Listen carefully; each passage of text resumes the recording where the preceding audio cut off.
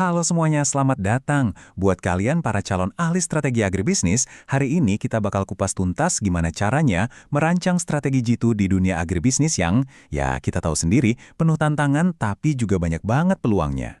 Oke, kita mulai dari pertanyaan paling fundamental. Di dunia agribisnis, gimana sih caranya mengubah ketidakpastian jadi sebuah keuntungan? Kita kan berhadapan sama cuaca yang nggak bisa ditebak, hama yang tiba-tiba muncul, sampai pasar yang naik turunnya drastis. Nah, pertanyaannya, gimana kita bisa bikin strategi yang bukan cuma bertahan, tapi justru berkembang pesat di tengah semua itu? Ini dia tantangan utamanya, dan disinilah kita akan bedah caranya sama-sama. Ini dia peta perjalanan kita hari ini. Kita mulai dari basicnya dulu, kenapa strategi itu penting banget. Terus, kita akan isi kotak perkakas kita dengan 5 lensa strategi. Kita bandingkan fokus dari luar dan dari dalam, lihat pentingnya adaptasi, pahami prosesnya dari A sampai Z, dan terakhir, kita kunci semuanya dengan visi. Siap ya? Oke, bagian pertama. Kenapa sih agribisnis itu butuh strategi yang kuat banget? Jawabannya simple, karena agribisnis itu bukan bisnis biasa. Ini adalah medan permainan yang unik dengan aturan yang terus berubah. Bayangin aja, kalian harus berhadapan sama alam yang nggak bisa diprediksi, teknologi yang lari kenceng banget, dan pasar yang super fluktuatif. Nah, strategi itu ibaratnya jadi jurumudi kalian. Dialah yang bantu kalian mengelola semua itu, manusia, alam, teknologi, pasar, supaya bisa menciptakan keunggulan. Intinya, tanpa strategi, kita cuma bisa reaktif. Tapi dengan strategi, kita yang pegang kendali. Sekarang, kita masuk ke bagian intinya nih. Coba bayangin, kalian punya 5 kacamata atau lensa yang berbeda. Setiap kacamata ini bakal ngasih kalian perspektif yang unik buat melihat bisnis kalian dan tentunya buat membangun strategi yang benar-benar kokoh. Ini dia, kelima kacamata kita. Ada Industrial Organization atau I.O., Resource Based View atau RBV, Knowledge Based View atau KBV, Dynamic Capabilities, dan Stakeholder View. Tenang, jangan pusing dulu sama istilahnya. Anggap aja ini 5 cara beda buat mendiagnosis bisnis kita. Masing-masing akan bantu kita jawab pertanyaan krusial. Di mana kita bersaing dan gimana cara menangnya? Oke, mari kita bedah 2 kacamata pertama yang paling dasar dan sering jadi perdebatan. Pertanyaannya adalah, lebih penting mana? Fokus lihat keluar ke kondisi industri atau fokus lihat ke dalam ke kekuatan kita sendiri? Coba kita lihat perbandingannya. Di kiri ada pandangan I.O. Ini kayak kita pakai teleskop buat melihat kondisi di luar sana. Prinsipnya, cari industri yang paling menguntungkan, terus masuk dan beradaptasi. Sementara di kanan ada pandangan RBV.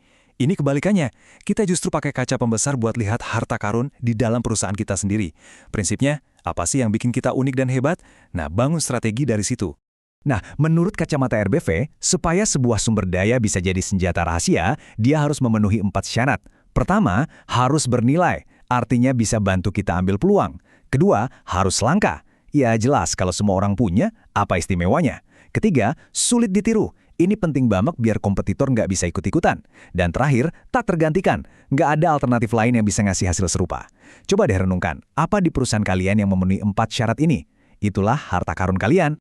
Oke, kita udah lihat keluar dan ke dalam. Sekarang kita pakai kacamata yang lebih canggih, yang cocok banget buat dunia sekarang.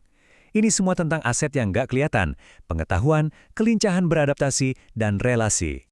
Kacamata berikutnya adalah KBV, atau Knowledge Based View. Cara pandang ini melihat perusahaan bukan sekedar pabrik, tapi sebagai sebuah otak raksasa. Keunggulan sejati itu datang dari kemampuan kita menciptakan, mengolah, dan menyebarkan pengetahuan baru. Jadi, aset yang paling berharga di sini, ya pengetahuan itu sendiri. Kalau dunia terus berubah, strategi kita juga nggak boleh kaku dong. Nah, inilah inti dari Dynamic Capabilities. Ini bukan tentang sumber daya apa yang kita punya sekarang, tapi tentang seberapa cepat kita bisa beradaptasi, belajar hal baru, dan membangun kemampuan baru buat hadapi masa depan. Di agribisnis yang perubahannya cepat banget, kemampuan ini jadi super krusial.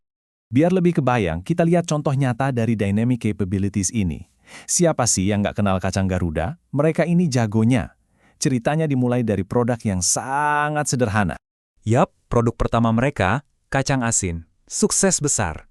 Tapi apa mereka berhenti di situ? Tentu tidak.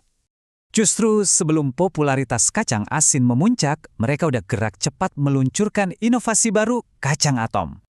Mereka menciptakan gelombang permintaan baru, dan gak lama kemudian muncul lagi kacang telur, dan seterusnya. Ini contoh keren banget gimana inovasi yang terus-menerus, yang didasari pemahaman pasar, bikin perusahaan selalu selangkah di depan kompetitor. Itulah dynamic capabilities dalam aksi. Kacamata terakhir ini ngingetin kita perusahaan itu nggak hidup sendirian.